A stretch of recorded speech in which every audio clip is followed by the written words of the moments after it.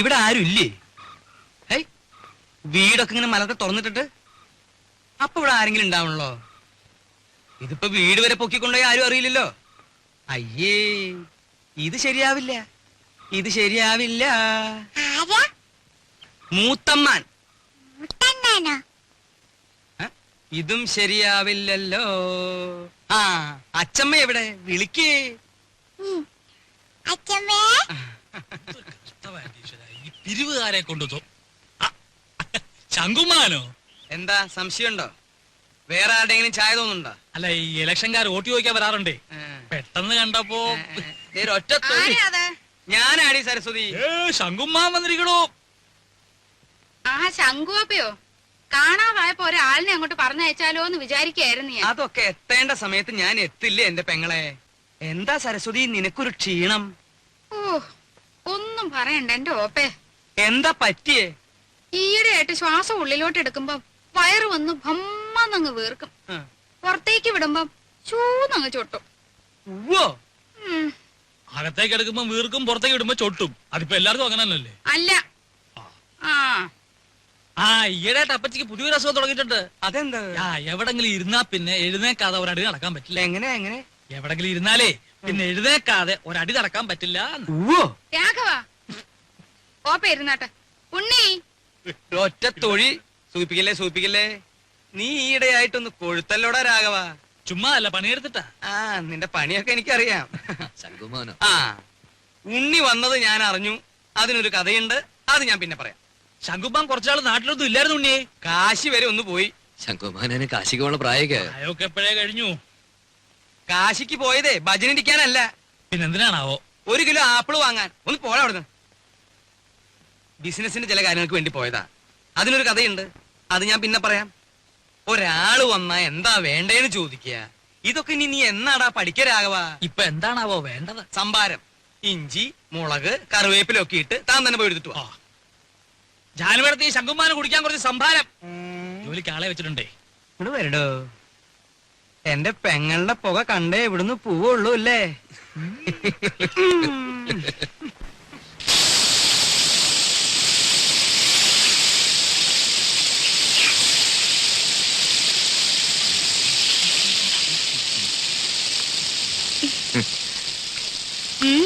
എന്താ പതിവില്ലാതെ അടുക്കളയിലൊക്കെ?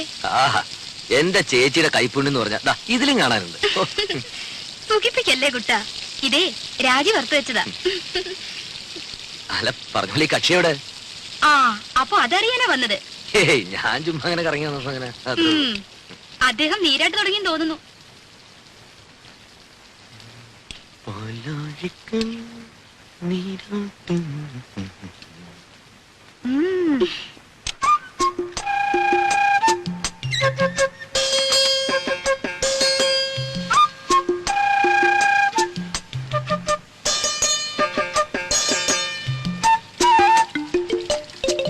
രാജി, രാജി, എന്താ തുറന്നേ.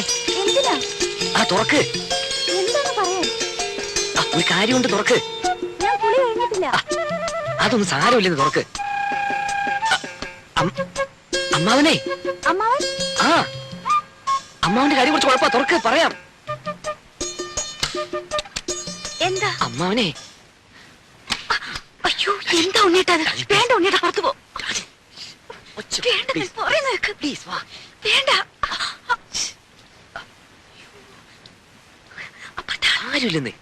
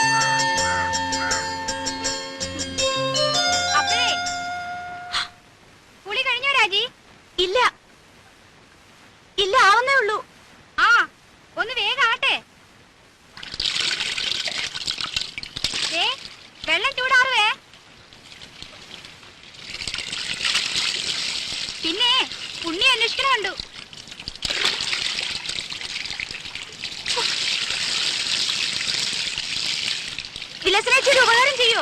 എന്താ? ആ അകത്തിരിക്കുന്ന സർപ്പം എടുത്തു തരുമോ? എവിടെയാ ഇരിക്കണേ? ആ അലമാരയുടെ മുകളിൽ കാണും. ആ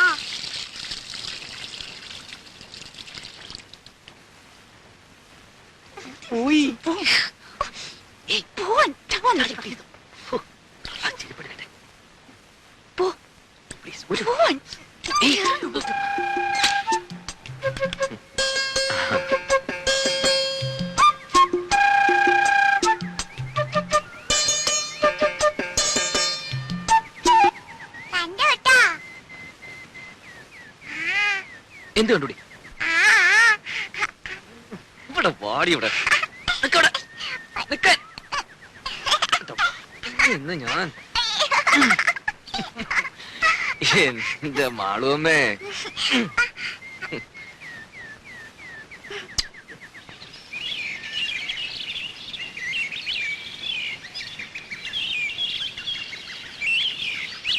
ഒരു സ്വസ്ഥത ഇല്ലെന്ന് വെച്ചാ ശയന പ്രദക്ഷിണം, അത് കഴിഞ്ഞപ്പോ ഒരു ഷഷ്ടി പൂർത്തി, ഓരോ കുരിശുകളെ. അതിനിടയ്ക്ക് കുറെ ബന്ധുക്കളും വന്നു കൂടിയിട്ടുണ്ട്. എഴുന്നള്ളത്ത് ഇത്രയും കൂടെ തീർന്നോ അല്ല ഇനിയുണ്ടോ ആവോ? എന്നാ ഈ വന്ന് കേറുന്നവർക്കെങ്കിലും ഒരു കോമൺ സെൻസ് വേണ്ടേ? അതുമില്ല. ഒരു വീടാവുമ്പോ ഇങ്ങനെയൊക്കെ അല്ലേ ഉണ്ണേട്ടാ? ഇങ്ങനെയൊന്നും അല്ല. ഇത് ഇവിടുത്തെ മാത്രം ഒരു ചിട്ടയാ, വേറെ അവിടെ ഞാനിങ്ങനെ കണ്ടിട്ടില്ല. ആകെയുള്ളത് കുറച്ചാണത് ലീവാ. അത്ര വിഷമമുള്ള ആൾക്ക് എന്നെ മോളെയും കൊണ്ടുവരുന്നല്ലോ. താനെന്നെ ഇങ്ങനെ വരാതെ അതിനുള്ള ഏർപ്പാടൊക്കെ ഞാൻ നടക്കുന്നുണ്ട്. ഇത്തവണ പാസ്പോർട്ട് റെഡിയാക്കി വെക്കണം. 6 മാസത്തിനുള്ളിൽ ഗ്രീൻ കാർഡ് കിട്ടും. പിന്നെ വിസ അയക്കുന്നു, താനും മോളും കൂടി പറക്കുന്നു. വിട്ടത് തന്നെ. ഉണ്ണിയേട്ടന്റെ അമ്മയല്ലേ ആള്. അമ്മ അത് ഇതൊക്കെ പറയും. എത്ര നാളെന്ന് വെച്ചാൽ ഒറ്റയ്ക്ക് ഇങ്ങനെ കഴിയാ? എന്തായാലും ഞാൻ ചിലതൊക്കെ തീരുമാനിച്ചിട്ടുണ്ട്. ആ നാളെ തന്നെ പോയി പാസ്പോർട്ടിന് അപ്ലൈ ചെയ്യണം. സ്വപ്നം കാണാം. ഈ ഷഷ്ടി പൂർത്തി എന്ന് പറയുമ്പോ വേണ്ടപ്പെട്ടവരൊന്നും ഒഴിവാക്കാൻ പറ്റില്ല. വേണ്ടപ്പെട്ടവരെയൊക്കെ വിളിച്ചിട്ടുണ്ട്. എന്താ? രാജയുടെ അച്ഛനെ വിളിച്ചിട്ടില്ലെന്ന്. വേണ്ടപ്പെട്ടവരെയൊക്കെ വിളിച്ചിട്ടുണ്ടെന്നാ പറഞ്ഞത്. അതല്ല സരസ്വതി, ഇനിയിപ്പോ പഴയ അത് വിരോധം മാത്രം ഓപ്പ പറയണ്ട. അവിടെ ആങ്ങളെ കെട്ടിക്കൊണ്ട് വന്നത് ആരെയാ? ഒരു നസ്രാണിച്ച്. എന്നിട്ട് ആ കാർന്നൂർ 2 കൈ നീട്ട് സ്വീകരിക്കാനും. എന്നെ കൊണ്ട് കൂടുതലൊന്നും പറയിക്കണ്ട കേട്ടാ. ആ കുടുംബത്തിൽ നിന്ന് ഒരുത്തി ഇവിടെ കയറ്റിയത് തൃപ്തി ഉണ്ടായിട്ടൊന്നുമല്ല. എന്റെ മോൻ കുരുങ്ങി പോയില്ലേ, ഇനിയിപ്പോ ഉപേക്ഷിക്കാൻ പറ്റുമോ? അത് അതോടെ മതി. അതിനപ്പുറത്തുള്ള ലോഹ്യൊന്നും വേണ്ട.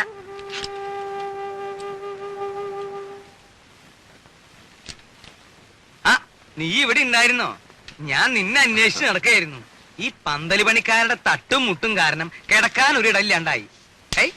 എന്താ ഉണ്ണിയെ, നിന്റെ അമ്മ ഇവിടെ കൊതുകിനെ വളർത്തുണ്ടോ? ഉറങ്ങാറായോ ഉണ്ണിക്ക്? ഞാൻ കിടക്കാനുള്ള ഉറങ്ങാറാവുമ്പോ പറഞ്ഞോളൂട്ടോ.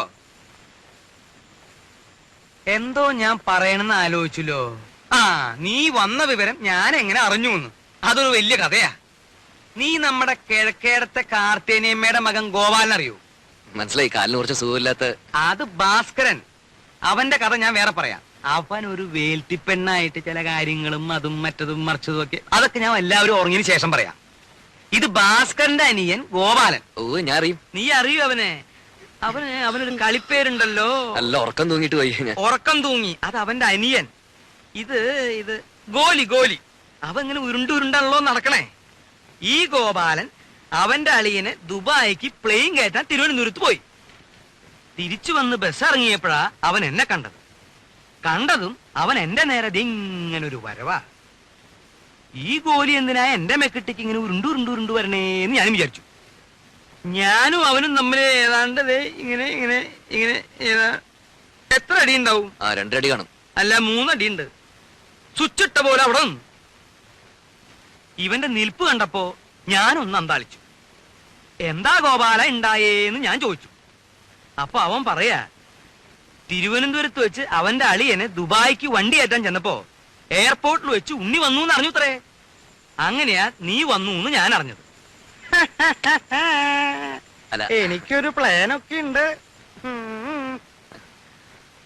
മൂത്ത മകൻ ചന്ദ്രശേഖരനെ 1 മാസം തടിയുടെ പോലെ ഇരുത്തിയിട്ട് അമേരിക്ക, കാനഡ ഇങ്ങനെയുള്ള പുണ്യസ്ഥലങ്ങളൊക്കെ ഒന്ന് സന്ദർശിക്കണം. അടുത്ത് കിടന്നിടൂ അമ്മാവാ.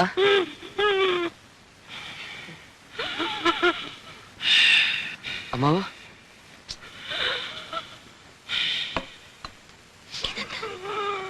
ഷീറ്റോടെ വലിച്ചെടുത്ത് കാട്ടിലേക്ക് കളയും ഞാൻ. ഈ വീട്ടിലൊരു സ്വസ്ഥതയില്ല.